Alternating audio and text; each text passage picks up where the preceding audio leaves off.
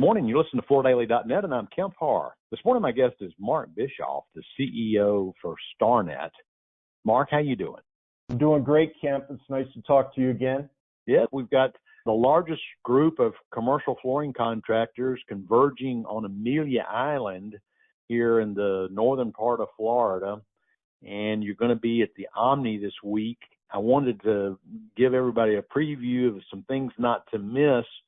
Now, before we get to that, though, tell us how's business for Starnet with the members right now.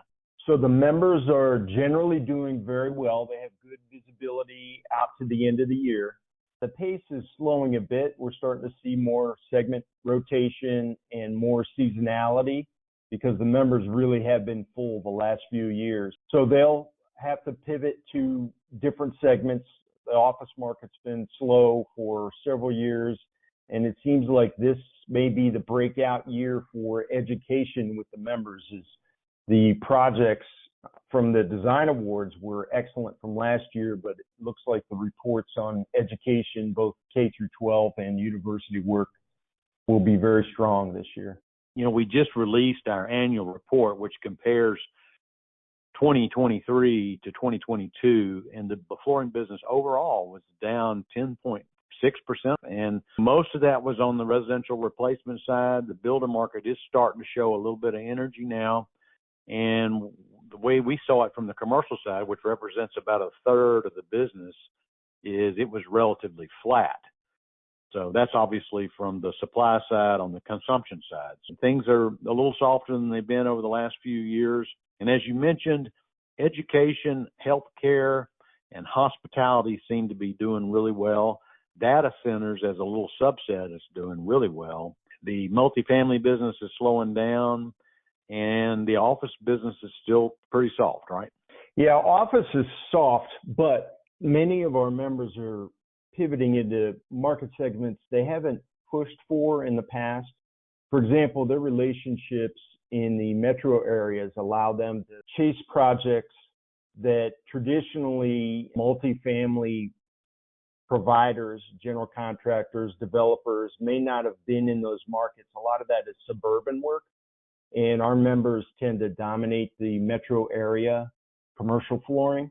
And many of those relationships in the real estate business are also working on multifamily in those markets. So that's been a big change. We actually addressed that at the fall meeting with our vendor partners, and many of them have stepped up to help the members in multifamily. It's not traditionally something they've looked to our membership for, but it's a big part of the business now.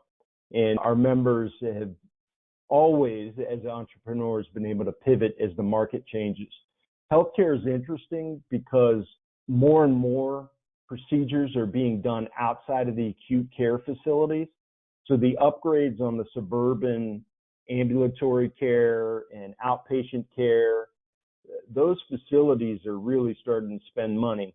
And coming out of the disruption of the last few years, we're seeing more and more people pay attention to healthcare as a lifestyle choice rather than just having to deal with the challenges that we had. So it's an interesting market, and things are changing rapidly. All right. So this is your fifth year in your role. And as I mentioned, Amelia Island, this organization came to Amelia Island about 15 years ago. So it's been a while since you've been here. Looks like the weather is rough here on Tuesday, but it's going to be better about the time you need it to be. Give us a few of the highlights for things not to miss when the members get here. So we have record room nights for this meeting. We are pushing towards 700 in attendance. So that will be a wonderful group to host here. And if the weather breaks, as you said, and that's what the forecast shares, we're going to have a great meeting. So we're always focused on our members' talent models, their operating models. We're specifically pushing hard this year in our workshops around negotiated selling. We want our members to have a technical awareness of what's happening in the industry. So we'll be talking about some industry challenges with resilient flooring. And of course, one of the great topics that always comes up is moisture testing and pH testing and floor flatness and level. So circle back around on those topics. Taylor St. Germain will be coming from ITR, and they will share their updated forecast The members always love to hear the story about what will happen between now and 2030 from Taylor. So that'll be a great session. We are, for our Better Haves event, we're partnered with an organization called Reading Rocks. And coming out of that little competition, we'll be donating some books to charity. So that'll be a lot of fun for the Better Haves. And we have a record turnout of spouses and guests for this event this year. So we're very happy about that. And you have your coat and tie event for your design awards. We all look forward to that. So that's part of this. This is also when you hand out rebate checks for the year. So there might be some smiles on some of the members' faces as they pick up their checks. What else? This is kind of a transition year. Mentioned you've been doing this for 5 years, and you've had Fred Williamson and Rob Starr to help you. I mean, I know you've got a great staff. You know, Eric Boonder and some other folks are going to be picking up some of the slack. You know, when you start thinking, too, about the membership, it's a little bit of a transition because you've got some folks retiring and you've got the next gen stepping up, right? Yes. So we'll be revisiting our normal programs. Rob Starr was instrumental in putting the Design Awards on the map as a major event that's been recognized by the industry, and we certainly missed him this year. So our Design Awards program, our Dream Team program, and Kemp, our collaboration with you on the Floor Focus Emerging Leaders program, we'll have all of those as part of our Starnet celebration, because the spring meeting is a celebration of the achievements of the members.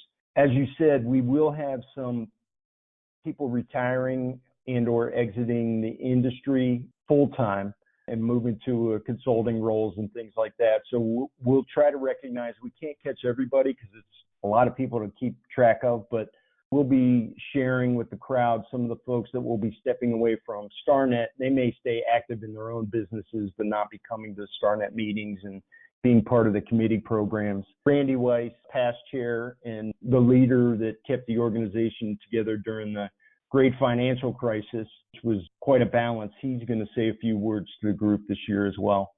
All right. So what's the member count now with Starnet organization? Our membership is up to 171 members, and they're operating out of 423 product and installation locations, and 86 of those locations are also providing Starnet floor care.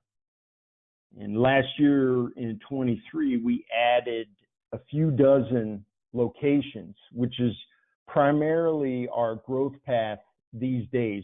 We have so many members that are operating in a multi-location business model now. That used to be one very difficult. It's still tough. With technology, it's gotten a bit easier, but you still have culture and reach and service problems. But multi-location models are becoming more and more common in our membership.